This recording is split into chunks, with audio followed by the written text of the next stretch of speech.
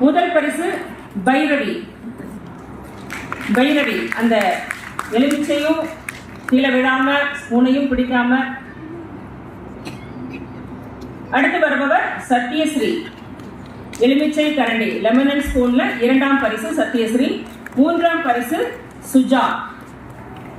பேர் வாசிப்பவர்கள் கொஞ்சம் முன்னாள் வருமாறு கேட்டுக்கொள்கிறோம். ஆறுதல் பரிசு மணிமேகலை.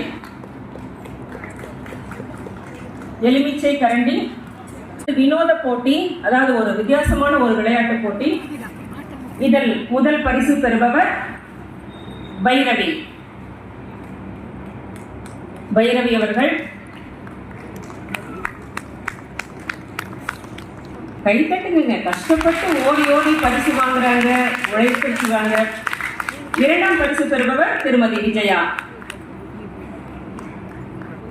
அரங்கில் இல்லை வராங்க.